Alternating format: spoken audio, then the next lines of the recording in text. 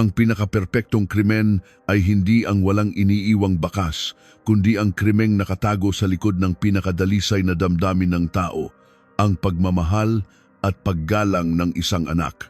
Sa loob ng 12 taon, walang tigil na umiyak ang buong bansa para sa tatlong magkakapatid na tila inalay ang kanilang buong buhay sa paghahanap sa kanilang mga magulang na bigla na lamang naglaho na parang bula.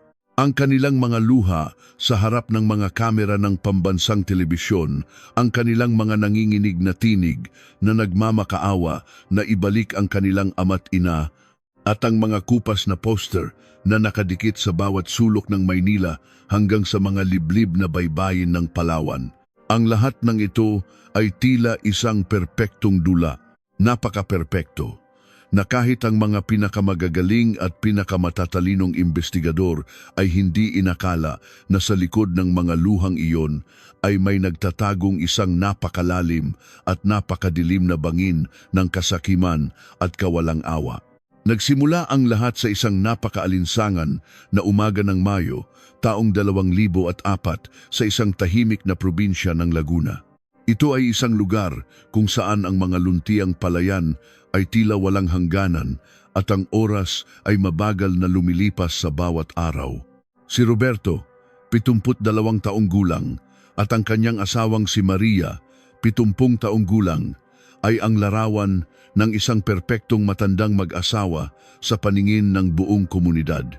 Sila ay mababait, masisipag at inilaan ang kanilang buong buhay sa pagbabanat ng buto, nagtipid sa bawat sentimo upang mapalaki ng maayos ang kanilang tatlong anak na ngayoy matagumpay na at may kani-kaniya ng buhay sa malaking syudad.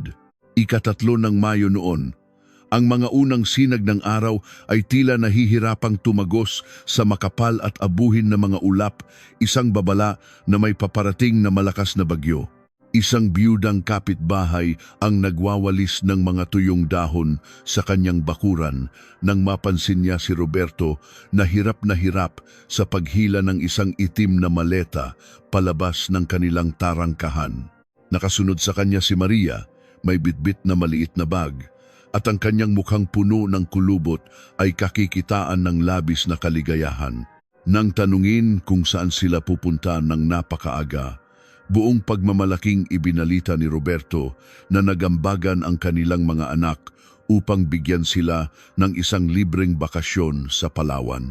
Sa buong buhay nilang nabalot ng dumi at putik sa pagtatrabaho, ito ang kauna-unahang pagkakataon na makakasakay sila ng eroplano.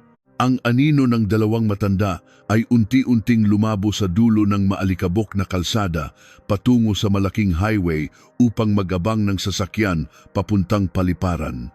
Iyon na ang huling pagkakataon na may nakakita sa kanila na humihinga at nabubuhay sa mundong ito. 2 linggo ang mabilis na lumipas. Ang mga malalakas na pag-ulan na tipikal sa panahon ng tag-init sa Pilipinas ay walang awang bumagsak sa kinakalawang na yero ng bahay na walang tao.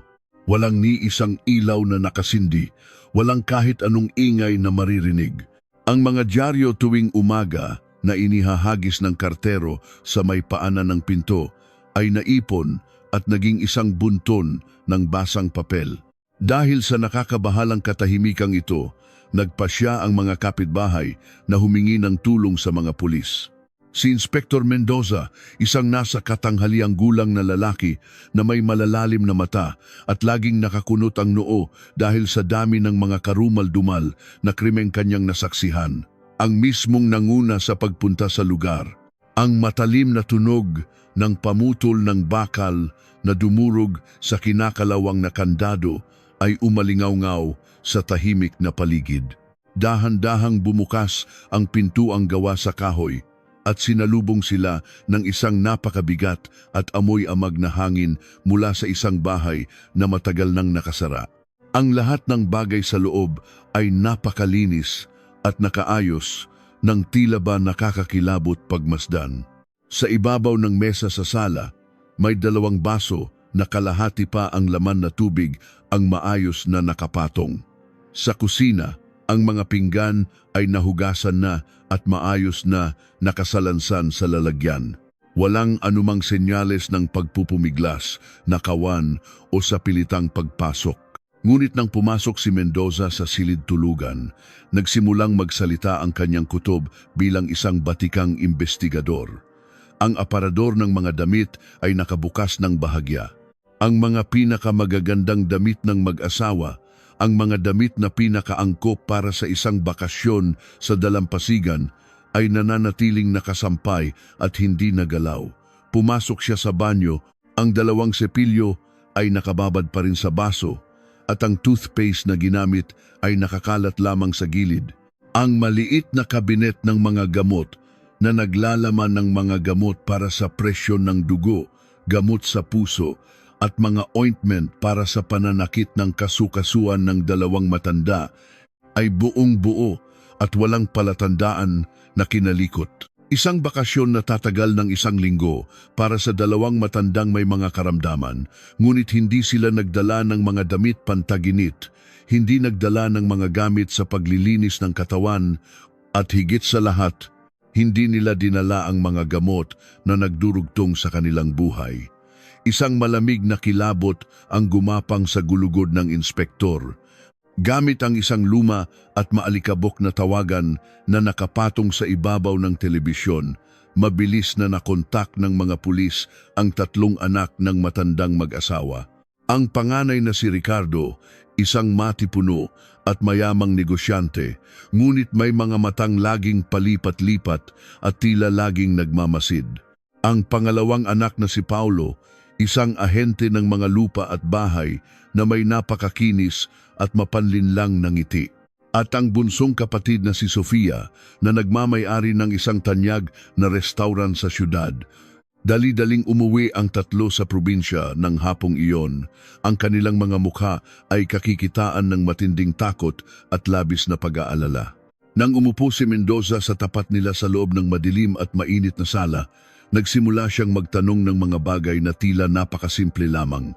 Anong oras ang lipad ng eroplano? Ano ang pangalan ng hotel sa Palawan? At sino ang naghatid sa 2 matanda papunta sa paliparan? Kumkurap si Ricardo. Pinunasan ng kanyang kamay ang noong pinagpapawisan at malakas na iginiit na siya mismo ang nagmaneho ng sasakyan at naghatid sa kanyang mga magulang hanggang sa waiting area ng paliparan dakong 8:00 ng umaga.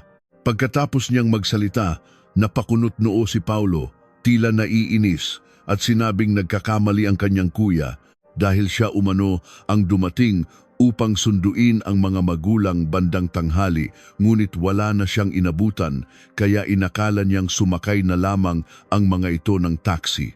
Biglang naging napakabigat ng hangin sa loob ng silid. Nang humagulgol ng malakas si Sofia, iginigiit na siya ay dumating sa bahay bandang 1:00 ng hapon at umiiyak na tinawagan ng kanyang 2 kuya, ngunit walang sumasagot. 3 anak, 3 magkakaibang oras, 3 kwentong hindi magkakatugma at puno ng butas. Isang nakakabinging katahimikan ang bumalot sa buong silid, kasing bigat ng isang malaking bato. Ang mga nagdududang tingin ay nagkasalubong sa isang iglap bago sila nagkandarapang gumawa ng mga palusot na hindi umano sila nagkausap-usap sa oras at nagkani-kaniya ng punta kaya hindi nila nakita ang isa't isa. Ngunit ang kanilang mga nakakatawang pagsisinungaling ay mabilis na nabunyag sa pamamagitan ng isang malamig na katotohanan mula sa ahensya ng imigrasyon. Sa buong listahan ng mga pasaherong lumipad papuntang Palawan, maging sa anumang lokal na lipad sa buong buwan ng Mayo, ay walang nakitang pangalan nina Roberto at Maria.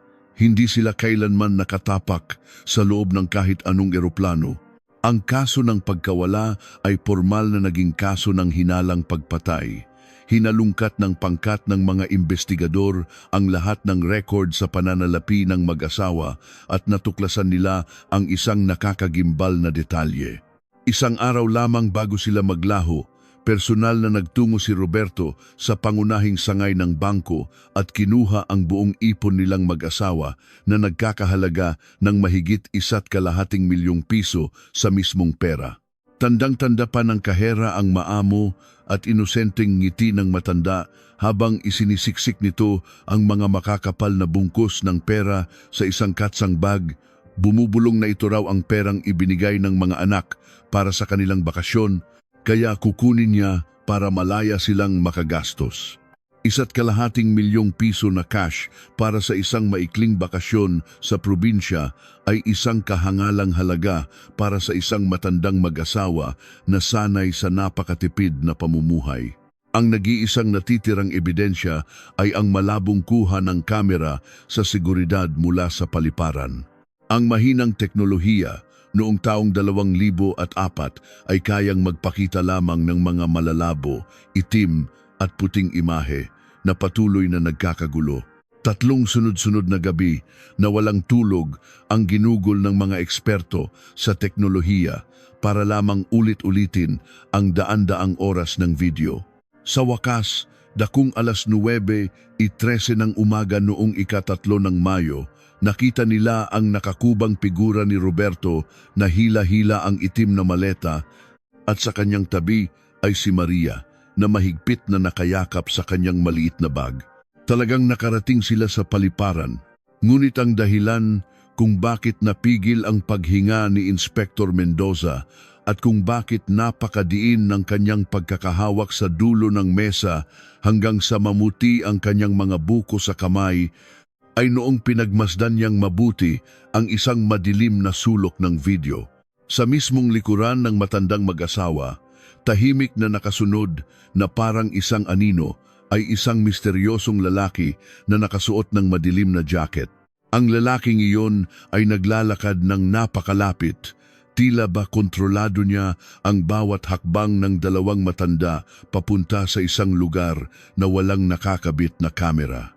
Sino ang lalaking iyon na patuloy na nagkukubli sa dilim at bakit sabay-sabay na nagsinungaling ang 3 anak tungkol sa araw na iyon? Ang malamig na hangin na nagmumula sa sirang air conditioner ng presinto ay tila walang anumang epekto sa malalaking butil ng pawis na patuloy na namumuo sa noo ni Ricardo. Nakaupo siya sa tapat ni Inspektor Mendoza. Ang kanyang mga mata ay balisa at pilit na umiiwas sa matalim at mapanuring titig ng batikang pulis. Ang silid investigasyon ay madilim, walang bintana at tanging isang kumukurap na ilaw sa kisame ang nagbibigay ng liwanag na lalo lamang nagpapatalas sa mga anino sa mukha ng bawat isa. Ipinatong ni Mendoza ang isang malinaw na litrato sa ibabaw ng kalawanging mesang bakal. Ito ang pinalinaw na kuha mula sa pinakabagong teknolohiya ng pagsusuri ng imahe.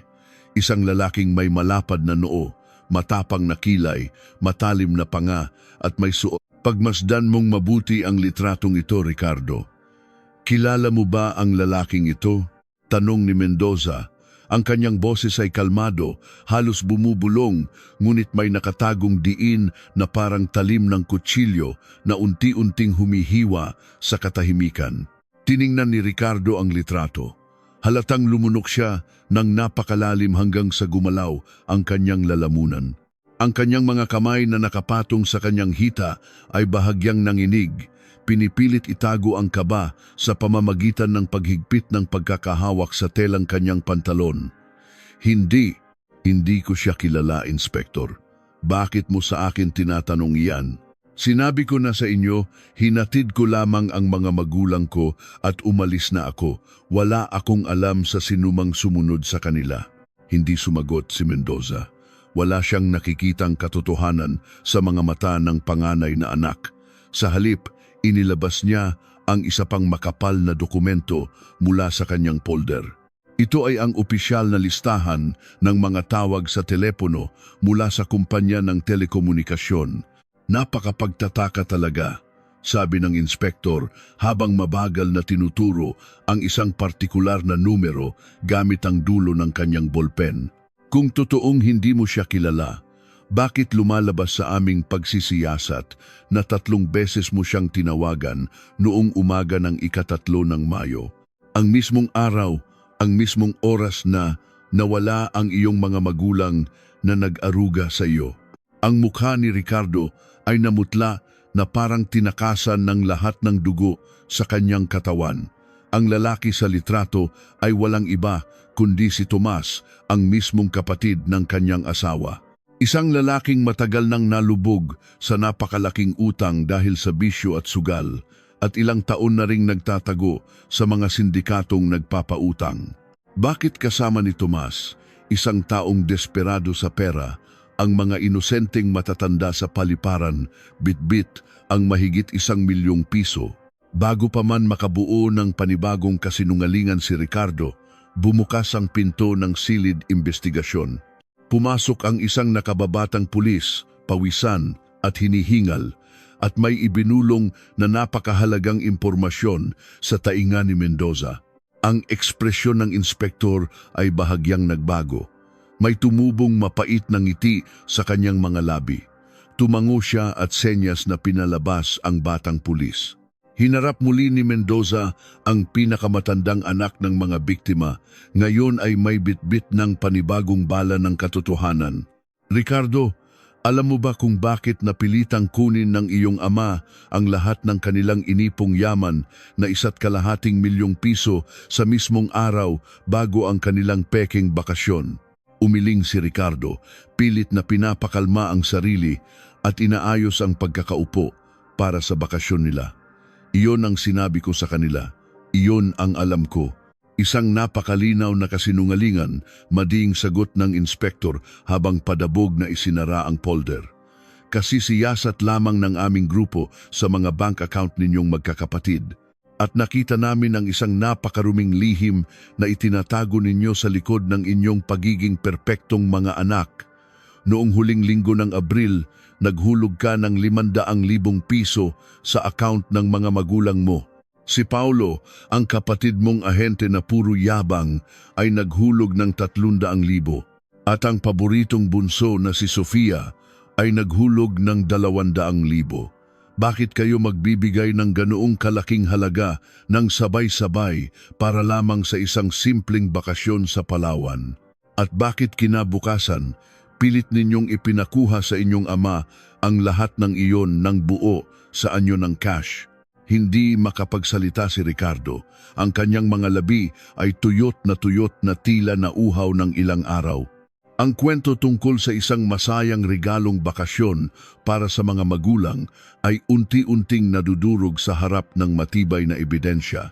Walang sinuman ang magbibigay ng ganoong kalaking halaga bilang baon sa biyahe, lalo na't napag-alaman ng mga pulis na ang kumpanya ni Ricardo ay kasalukuyang nasa bingit ng tuluyang pagkalugi. Ang kanyang negosyo ay may patong-patong na utang na umaabot sa 8,000,000 piso sa bangko at kumpiskado na ang kanyang mansyon. Si Paulo naman ay nasangkot sa isang malaking kaso ng panloloko sa titulo ng lupa at pinaghahanap ng mga galit na kliyente, at si Sofia ay baon sa utang sa mga supplier dahil sa paluging restaurant na ipinagmamalaki niya sa buong bayan. Ang tatlong magkakapatid na sa paningin ng publiko at sa mga mata ng kanilang mga kaibigan ay mga matatagumpay, mayayaman at mapagmahal na anak, ay pare-pareho palang nakabaon sa matinding krisis pinansyal at nakatayo sa bingit ng pagkasira ng kanilang mga buhay. Kung ganoon, bakit nila ibinigay ang kanilang mga huling natitirang pera sa kanilang mga magulang? Ano ang layunin ng paglalagay ng pondo sa account ng mga matatanda bago sila tuluyang maglaho?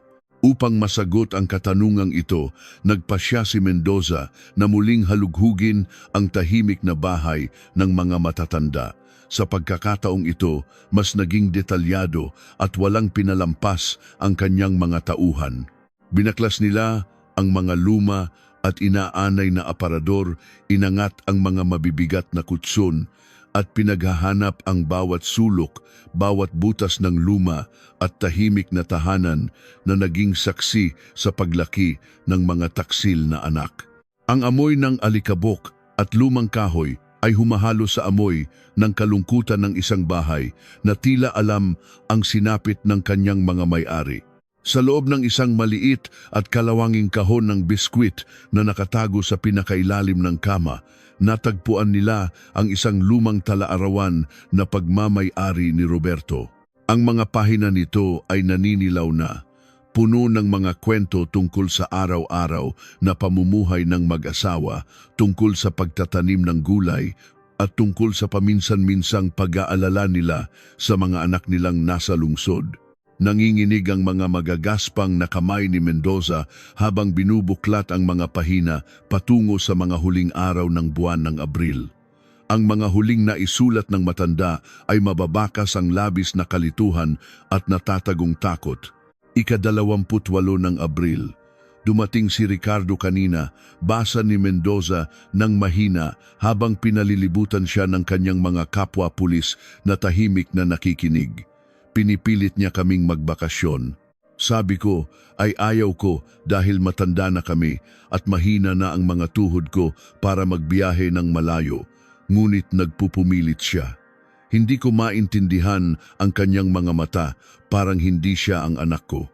Kinabukasan, dumating si Paulo. Ganoon din ang sinasabi. Kahapon, nag-abot pa ng pera si Sofia. Pakiramdam ko ay may pinaplano silang tatlo na hindi ko naiintindihan. Pinilit nila akong pumunta sa bangko upang kunin ang lahat ng pera, kabilang ang ipinadala nila.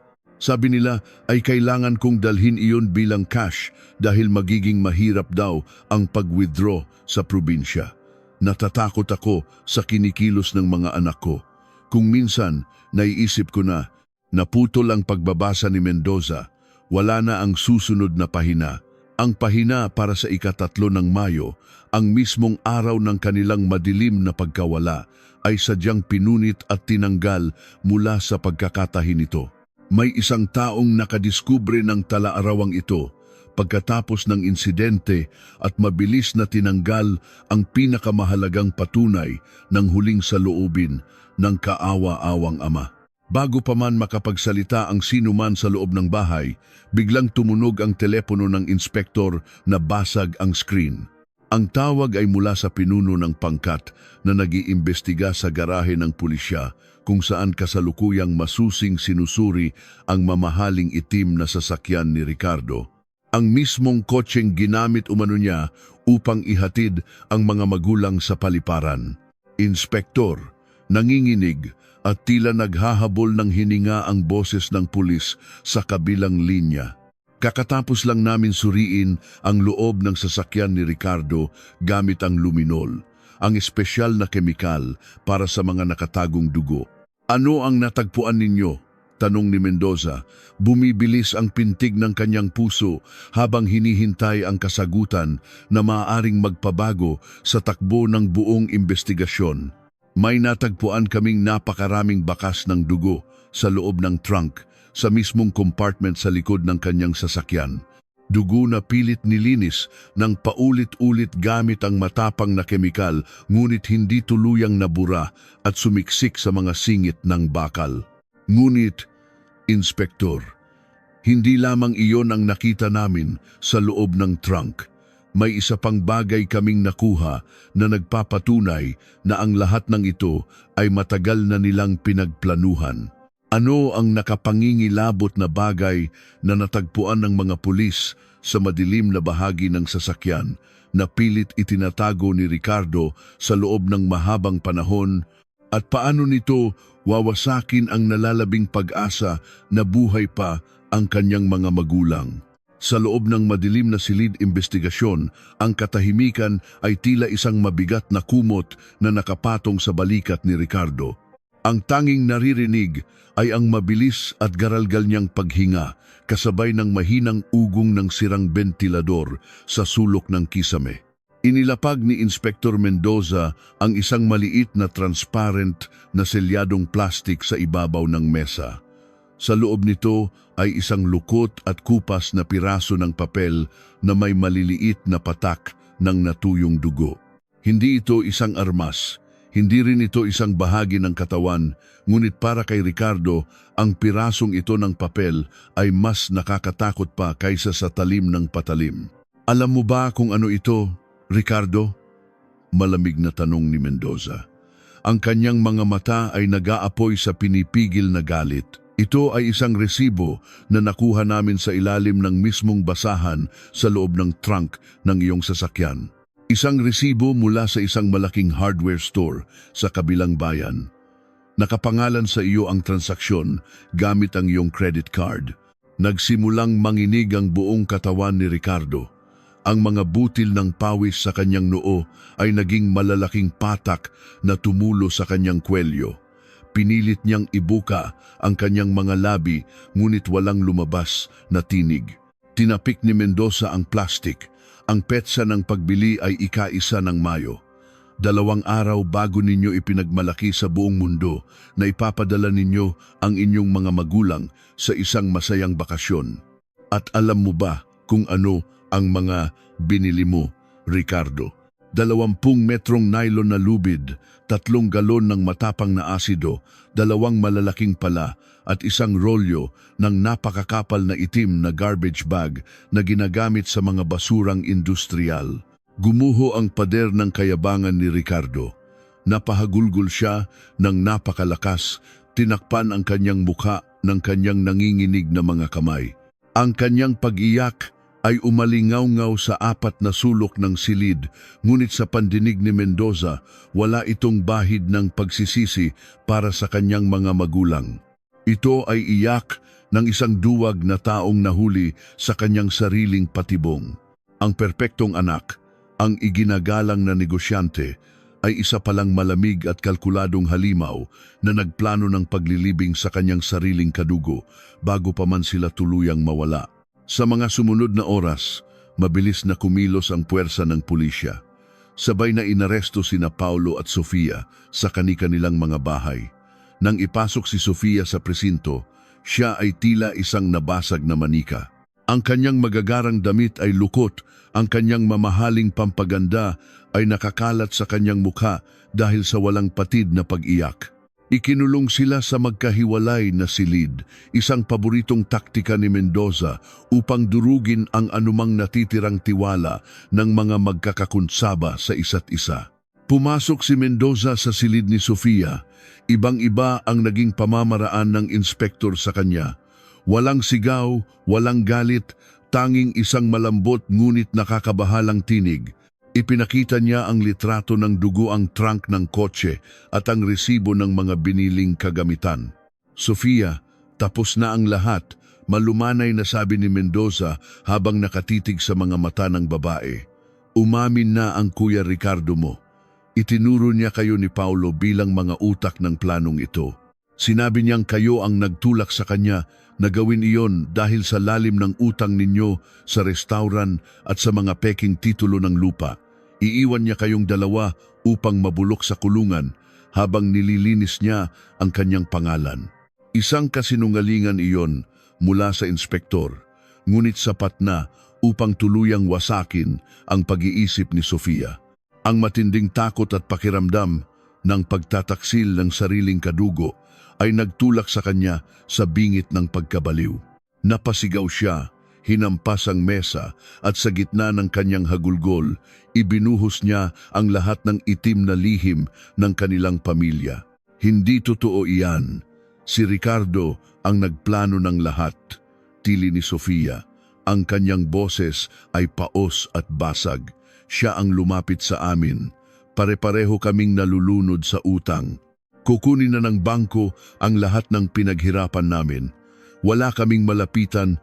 Tapos, natuklasan ni Kuya Ricardo ang tungkol sa sikretong life insurance at mga nakatagong titulo ng lupa ng aming mga magulang na nagkakahalaga ng 20 milyong piso.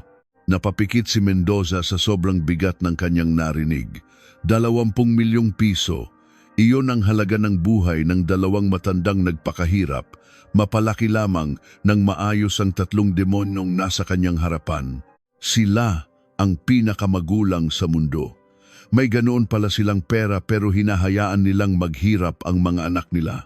Patuloy na sumisigaw si Sofia, tila kinukumbinsi ang sarili na biktima siya sa kwentong ito. Kaya kinausap ni Kuya si Tomas. Binayaran niya si Tomas ng ₱250,000 mula sa perang pinakuha namin kina tatay sa bangko. Sabi niya, magiging mabilis lang daw ang lahat, walang sakit. Sa tulong ng pag-amin ni Sofia, mabilis na natukoy ng mga pulis ang eksaktong lokasyon kung saan itinago ang mga katawan. Kinagabihan, sa gitna ng napakalakas na buhos ng ulan, umakyat ang buong pangkat ng forensiko at investigasyon sa isang masukal at liblib na kabundukan sa hangganan ng Rizal. Ang mga ilaw mula sa kanilang mga flashlight ay tila mga ligaw na alitaptap na pilit hinahanap ang katotohanan sa gitna ng makapal na putik at nabubulok na mga puno. Ang amoy ng nabubulok na lupa at kamatayan ay nagsimulang mangibabaw sa hangin habang hinuhukay nila ang isang bahagi ng lupa na kapansini-pansing malambot. Matapos ang halos 2 oras na paghukay sa ilalim ng ulan, tumama ang asarol ng isang pulis sa isang malambot at makapal na plastik. Natahimik ang lahat. Dahan-dahang inangat mula sa malamig na hukay ang 2 malalaking itim na garbage bag na mahigpit na nakatali ng nylon. Ang mismong garbage bag at nylon na binili ni Ricardo. Kinabukasan, sa loob ng malamig na silid ng morgue, hinihintay ni Inspektor Mendoza ang inisyal na ulat ng doktor na sumusuri sa mga bangkay nina Roberto at Maria. Pagod na pagod ang inspektor, nagnanais na matapos na ang kasong ito upang mabigyan ng hustisya ang 2 kaawa-awang matanda. Bumukas ang pinto ng morgue at lumabas ang punong doktor ng forensiko. Namumutla ito at tila nanginginig ang mga kamay habang hawak ang folder ng autopsy report. Inspektor, panimula ng doktor, ang kanyang boses ay puno ng takot at pagtataka. Natapos ko na ang pagsusuri. Oo, sina Roberto at Maria nga ang nasa loob ng mga bag. Mabuti, sigurado akong si Tomas ang sumakal sa kanila. Tulad ng sabi ni Sofia, mabilis na tugon ni Mendoza, akmang kukunin ang folder. Ngunit pinigilan siya ng doktor, umiling ng mariin at tumitig ng diretso sa mga mata ng inspektor. Hindi, Inspektor Mendoza, walang bakas ng pananakal sa leeg ni Maria at mas nakakagimbal. Nang buksan ko ang kanyang mga baga, nakita kong puno ito ng sariwang putik at lupa mula sa mismong bundok kung saan ninyo sila hinukay. Nanlamig ang buong katawan ni Mendoza. Ibig mo bang sabihin? Oo, sagot ng doktor, napalunok ng laway. Inilibing ng buhay si Maria. Ngunit hindi iyon ang pinakamalaking problema natin, Inspektor. Nang buksan namin ang magkabilang kamay ni Maria na nakakuyom ng mahigpit, may natagpuan kaming isang bagay na pilit niyang inabot at hinablot mula sa mismong taong naghuhulog ng lupa sa kanya bago siya tuluyang malagutan ng hininga. Inilabas ng doktor ang isang maliit na ebidensya na nasa loob ng plastik. Hindi ito pag-aari ng asawa ni Ricardo na si Tomas. Ano ang natagpuan sa malamig na kamay ng naghihingalong ina na tuluyang magpapabagsak sa mga natitirang kasinungalingan ng kanyang sariling mga anak? Ang malamig na hangin sa loob ng morgue ay tila bumibigat, sumasakal sa lalamunan ni Inspektor Mendoza habang nakatitig sa maliit na ebidensyang hawak ng nanginginig na doktor. Sa loob ng selyadong plastik, sa ilalim ng maputla at kumukurap na ilaw ng silid, ay isang makapal na gintong singsing na may malaking batong itim. Sa magkabilang gilid ng makintab na ginto, malinaw na nakaukit ang isang malaking letrang R. Hindi ito pag-aari ng isang hamak na bayarang tulad ni Tomas. Ang singsing na ito ay ang mismong palatandaan ng karangyaan na laging ipinagmamalaki ni Ricardo. Ito ang eksaktong singsing na suot-suot ng panganay na anak sa bawat panayam niya sa pambansang telebisyon habang lumuluha at nananawagan sa sinumang makakita sa kanyang mga nawawalang magulang.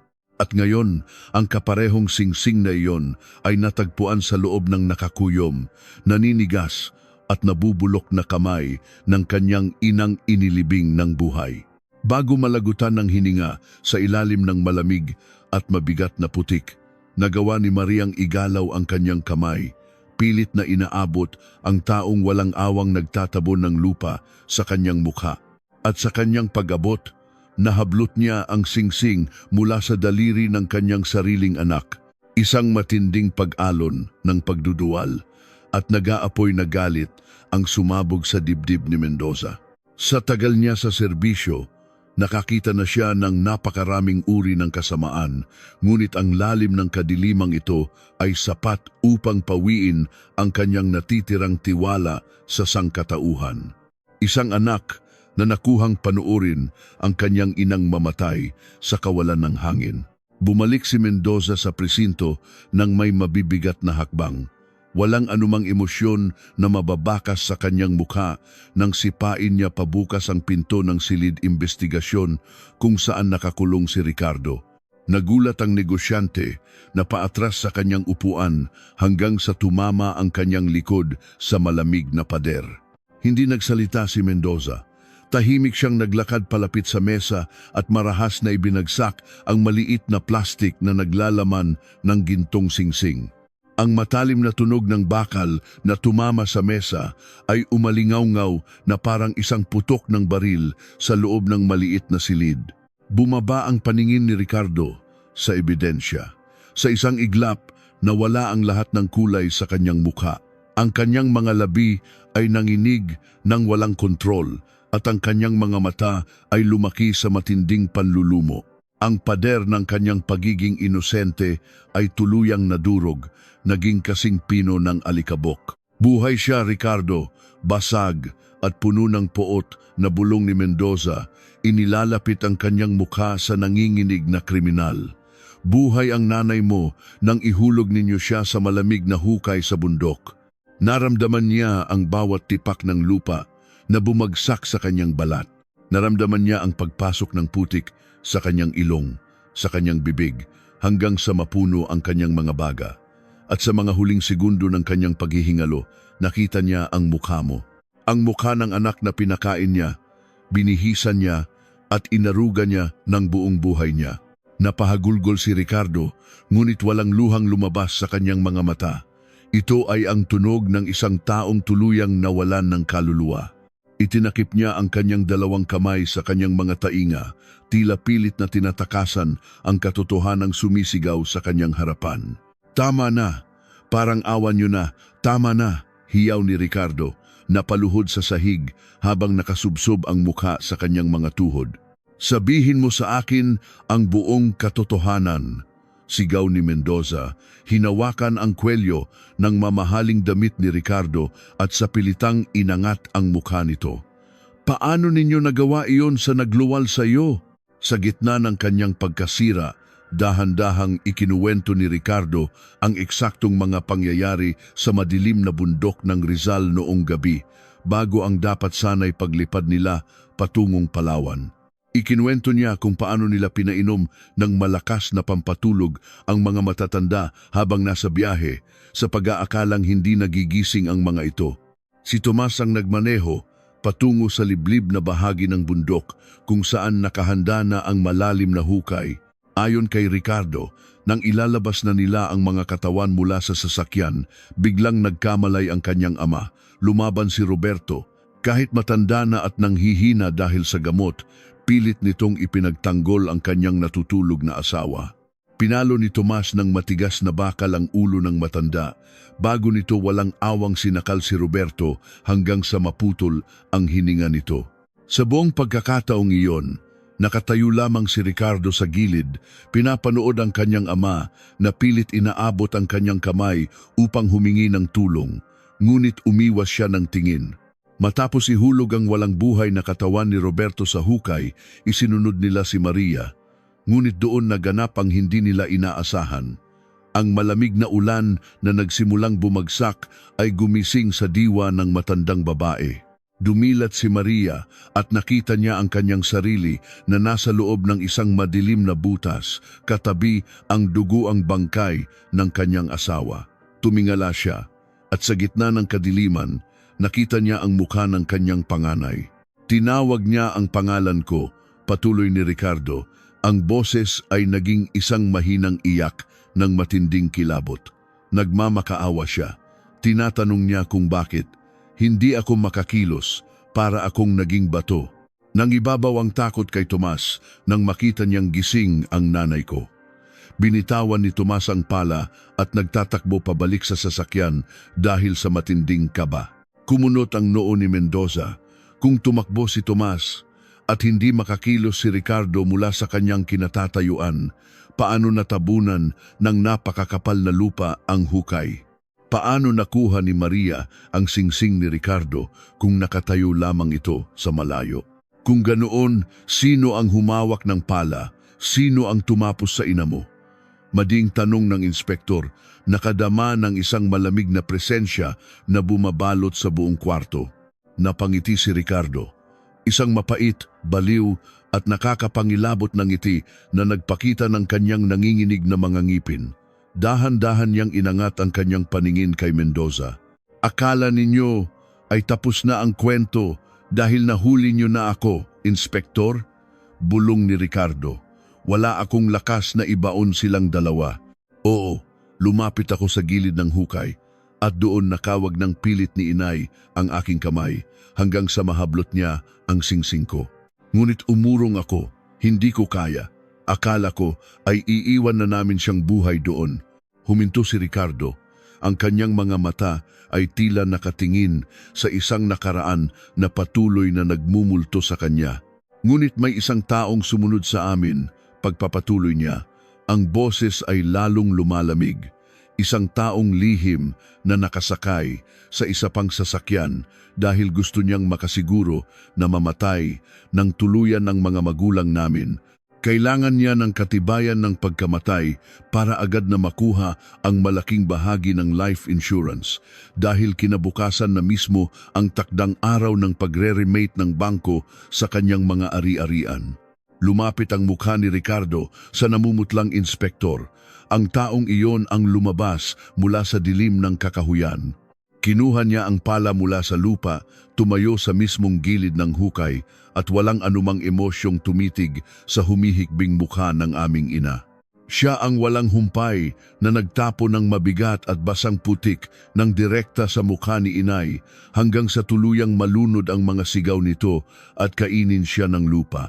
Nanlaki ang mga mata ni Mendoza nang mapagtanto kung sino ang tinutukoy ng kriminal. Tama ang iniisip niyo, Inspektor, sabi ni Ricardo, kasabay ng isang mahinang tawa. Ang halimaw na pumatay sa aking ina ay walang iba kundi ang kanyang paborito, inosente at iyaking bunso, si Sofia. Kung ang babaeng nagpapanggap na pinakabiktima at halos mabaliw sa pag-iyak sa kabilang silid ay ang mismong malamig na mamamatay tao, ano pa kayang mas nakakagimbal na lihim ang itinatago ng pangalawang kapatid na si Paulo na sa mga oras na iyon ay tahimik na nakaupo at naghihintay sa loob ng kanyang sariling selda. Kung ang selda ni Ricardo ay amoy pawis ng matinding takot at ang silid ni Sofia ay umaalingaw-ngaw sa mga tili ng pagkabaliw, ang kulungan ni Paulo ay binabalot ng isang nakakabinging at nakakakilabot na katahimikan. Nang buksan ni Inspektor Mendoza ang mabigat na pintong bakal, nadatnan niya ang pangalawang anak na kalmadong nakaupo sa sementadong kama. Walang luha sa kanyang mga mata, walang panginginig sa kanyang mga kamay. Ang kanyang suot na mamahaling polo ay nananatiling maayos at sa kanyang mga labi ay may nakapaskil na isang maliit, tila nangungutyang ngiti. Ibang-iba si Paulo sa kanyang mga kapatid. Bilang isang ahente ng lupa, sanay siyang magbasa ng isip ng tao, sanay siyang magpaikot ng emosyon at higit sa lahat, sanay siyang ngumiti habang patalim ang nakatago sa kanyang likuran. Tapos na ba silang magturuan, Inspektor? Bungad ni Paulo. Ang boses ay kasing lamig ng yelo. Sino ang mas iniyakan mo? Ang kaduwagan ni Kuya Ricardo o ang pag-iinarte ni Sofia? Hindi sumagot si Mendoza.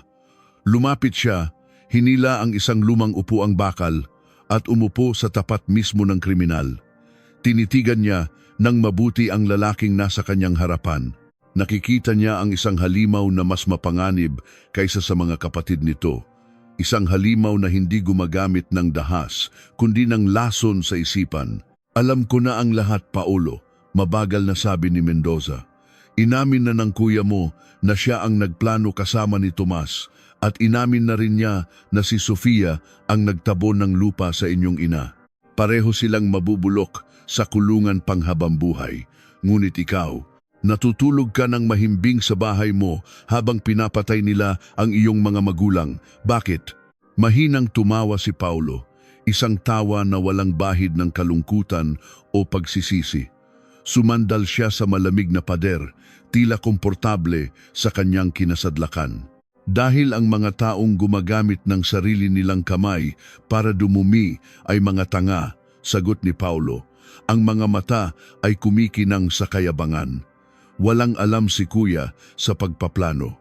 Wala ring alam si Sofia, kundi ang magmukhang kawawa. Alam mo ba, Inspektor, kung sino talaga ang nagtanim ng ideya sa kanila? Unti-unting nanlaki ang mga mata ni Mendoza. Ang kutob na kanina pa bumabagabag sa kanyang isipan ay unti-unting nagkakaroon ng hugis. Ako, pag-amin ni Paulo, itinuro ang sariling dibdib habang nakangiti. 6 na buwan bago ang araw na iyon, alam ko nang palugi ang kumpanya ni Kuya at malapit nang isara ang restaurant ni Sofia. Ako rin ang nasa bingit ng pagkakakulong dahil sa mga peking titulo. Kailangan namin ng pera, napakalaking pera. At alam kong may nakatagong 20 milyong pisong life insurance at mga titulo ng lupa ang aming mga magulang na nakapangalan sa aming 3. Ikinwento ni Paulo nang walang anumang kaba kung paano niya sinimulang lasunin ang isipan ng kanyang mga kapatid. Siya ang palihim na nag-iwan ng mga dokumento ng utang sa mesa ni Ricardo upang lalo itong ma-stress. Siya ang nagbulong kay Sofia na hindi sila tutulungan ng kanilang mga magulang dahil mas mahal ng mga ito ang kanilang ipon kaysa sa kanilang mga anak. Ginamit niya ang kahinaan at desperasyon ng kanyang sariling dugo upang gawin silang mga mamamatay tao. Sila ang gumawa ng plano, sila ang bumili ng mga gamit, sila ang sumakal at naglibing. Patuloy ni Paulo, ang tinig ay puno ng pagmamalaki na parang nagkukwento ng isang tagumpay sa negosyo. At ako, wala ako roon. Wala kayong ebidensya laban sa akin, kundi ang mga salita ng 2 kapatid kong pumatay sa aming magulang. Kahit kasuhan niyo ako, makakalabas ako ng mabilis. At kapag nakalabas ako, bumitin ang mga salita sa hangin. Inilapit ni Paulo ang kanyang mukha kay Mendoza, ang ngiti ay naging isang demonyong halakhak. Solo ko na ang 20 milyong piso. Kasi, Inspektor, bilang isang ahente at dating nagtrabaho sa insurance company, may isa akong maliit na detalyeng hindi sinabi kina Kuya at Sofia. 1 linggo bago mangyari ang bakasyon, palihim kong pinalitan ang mga papeles. Pineke ko ang pirma ni Itay. Tinanggal ko ang pangalan ni na Ricardo at Sofia sa listahan ng mga makakatanggap ng yaman at insurance. Nakapangalan na ang lahat, bawat sentimo, bawat sukat ng lupa sa isang peking kumpanya na ako lamang ang nagmamay-ari. Natahimik ang buong selda. Ang kasamaan ni Paulo ay umabot sa antas na hindi kayang unawain ng isang normal na tao. Ginamit niya ang sariling mga magulang bilang paing at ang sariling mga kapatid bilang berdugo upang makuha ang buong yaman para sa kanyang sarili. Huminga ng malalim si Mendoza. Sa halip na magalit, sumandal ang inspektor sa kanyang inuupuan at dahan-dahang kinapa ang loob ng kanyang bulsa. May kung anong kumislap sa mga mata ng matandang pulis, isang kislap ng awa, hindi para sa mga magulang, kundi awa para sa napakalaking kahangalan ng lalaking kaharap niya. Napakatalino mo nga, Paulo. Isang perpektong plano mula sa isang demonyo, panimula ni Mendoza, ang boses ay kalmado, ngunit may nakapangingilabot na diin. Pinag-isipan mo ang bawat galaw ng iyong mga kapatid. Pinag-isipan mo ang takbo ng batas. Ngunit may isang tao na nakalimutan mong pag-isipan.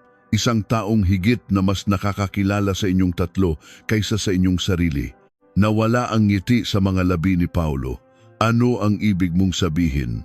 Inilabas ni Mendoza ang isang selyadong brown envelope.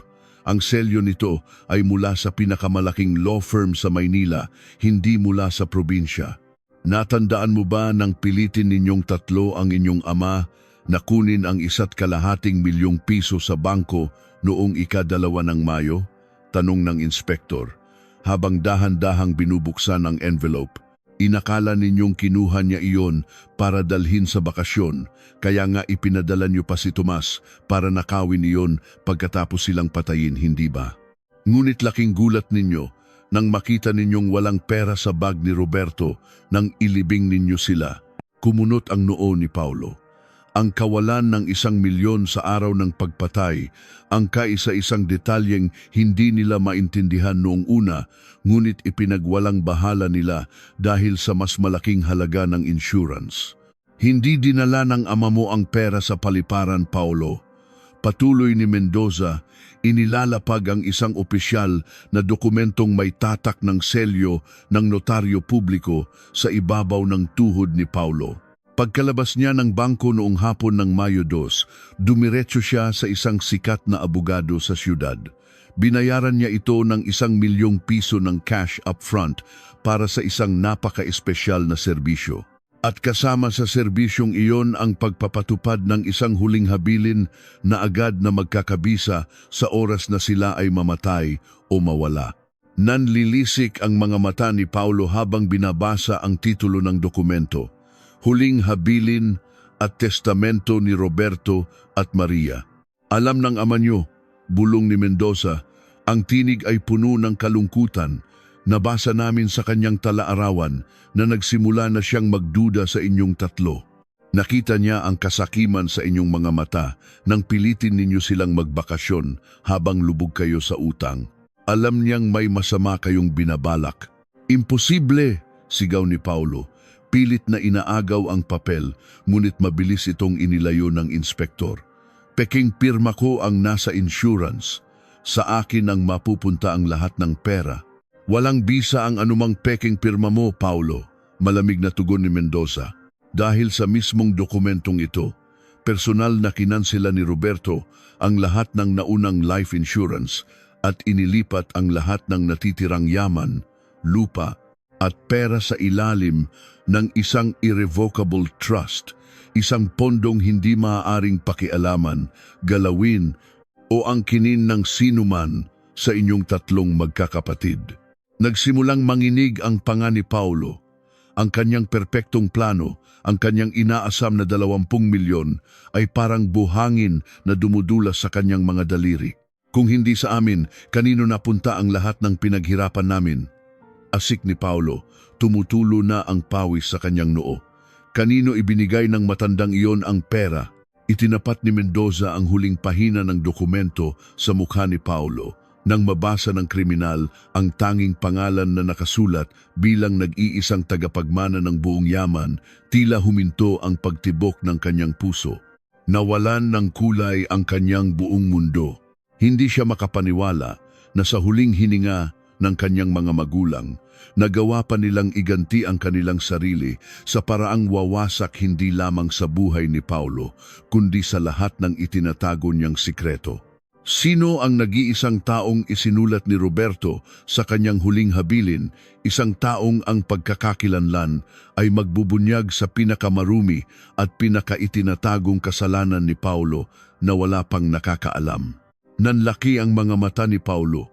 Ang kanyang mga daliri ay walang kontrol na nanginginig habang pilit na binabasa ang nag-iisang pangalan na nakasulat sa itim na tinta sa pinakahuling pahina ng testamento.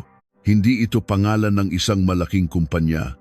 Hindi ito isang sikat na pundasyon ng kawanggawa. At lalong hindi ito nakapangalan sa alinman sa kanyang mga kapatid.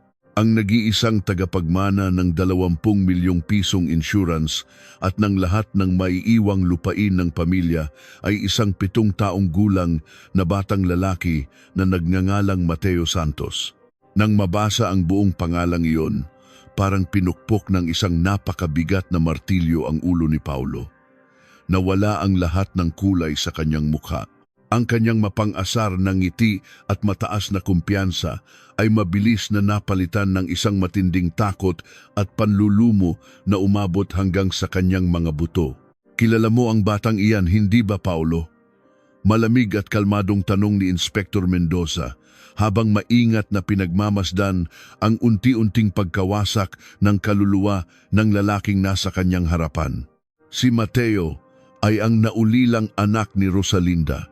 Ang babaeng umiyak, nagmakaawa at lumuhod sa iyong harapan 5 taon na ang nakararaan.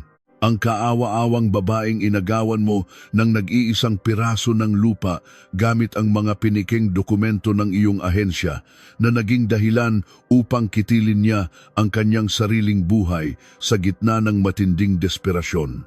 Napanganga si Paulo, tuyot na tuyot ang lalamunan at hindi makapagsalita. Ang mga alaala ng babaeng iyon ay matagal na niyang ibinaon sa limot, itinuring na isang maliit na sagabal lamang sa kanyang mabilis na pagyaman at pag-akyat sa lipunan. Natuklasan ng ama mong si Roberto ang karumal-dumal mong ginawa. Patuloy ni Mendoza, ang boses ay may diin na tumatagos sa katahimikan ng selda. Nakita niya kung gaano karumi ang iyong kaluluwa. Sa sobrang kahihiyan sa mga kasalanan ng kanyang sariling anak at sa kagustuhang itama ang iyong mga pagkakamali, lihim niyang hinanap ang batang si Mateo. Sinuportahan nila ni Maria ang bata nang walang nakakaalam. At bago pa man ninyo isagawa ang inyong maitim na plano, isinulat niya ang lahat ng kanyang yaman para sa kinabukasan ng batang sinira mo. Ibinigay niya ang lahat sa taong pinakakinamumuhian mo upang pagbayaran ang iyong mga kasalanan. Isang malakas, paos at nakakabinging sigaw ng pagkabigo ang biglang pinakawalan ni Paulo. Sinabunutan niya ang kanyang sarili ng buong lakas. Sinisipa ang malamig na semento ng kulungan habang lumuluha sa sobrang galit. Ang kanyang perpektong plano, ang napakatalinong pagtataksil niya sa kanyang mga kapatid at ang pagpaplano sa pagpatay sa kanyang mga magulang ay nauwi lamang sa wala. Wala siyang makukuha ni isang sentimo.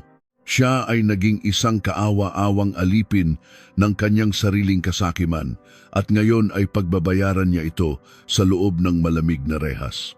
Sa mga sumunod na buwan, ang kaso ng pamilyang ito ay naging laman ng lahat ng balita, radyo at pahayagan sa buong Pilipinas. Ang dating huwarang pamilya ay naging pinakamadilim na simbolo ng kasamaan at pagkagahaman.